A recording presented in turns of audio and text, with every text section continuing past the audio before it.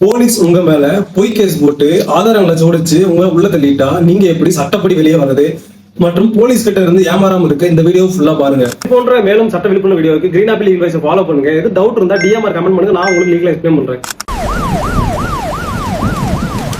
நான் எந்த தப்பும் செய்யல. என்ன ஏன் கைது செய்றீங்க? நான் அப்பாவி. கொஞ்சம் டீடைலா பாப்போமா. நிறைய நேரங்கள்ல முன்விரோதம் காரணமாக போலியான ஆவணங்களை வச்சு இல்லைன்னா பொய்யான சாட்சிகளை வச்சு அப்பாவி மேல பழி போடுவாங்க. ஆனா வழக்கு நடக்கும் போதோ இல்ல பிற்காலத்திலேயோ உண்மையான குற்றவாளி யாருன்னு தெரிய வந்தா சட்டம் பாதிக்கப்பட்ட அப்பாவிகளுக்கு பின்வரும் அதிரடி பாதுகாப்புகளை வழங்கி அந்த பொய் கேஸ்ல இருந்து வெளியே வர என்னென்ன சட்ட வழிகள் இருக்குன்னு பார்ப்போம்.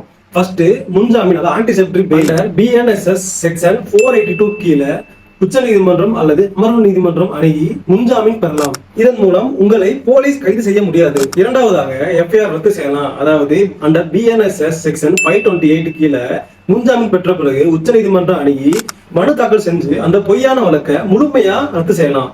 மூன்றாவதாக, ஆதாரங்களை ஜோடித்தவருக்கு தண்டனை வாங்கி கொடுக்கலாம். அண்டர் பிஎன்எஸ்எஸ் 229 கீழே நீதிமன்றத்துல பொய் சாட்சி சொன்னவங்களுக்கும் போலியான ஆதாரங்களை உருவாக்குனவங்களுக்கும் அவர்களுக்கு 7 ஆண்டு வரை சிறை தண்டனை விதிக்க சட்டத்தில் வழிகள் உண்டு. அட்வொகேட்டா என்னோட தனிப்பட்ட கருத்து என்னன்னா, பொய் கேஸ் தெரிஞ்சா ஓடி ஒளியாதீங்க. சட்டம் நமக்கு கொடுத்திருக்கும் அண்டர் பிஎன்எஸ்எஸ் செக்ஷன் 482 வலிமையான ஆயத்தை வைத்து முன்ஜாமீன் பெறலாம். பிறகு அவர்களை சட்டப்படி எதிர்கொள்ளலாம்.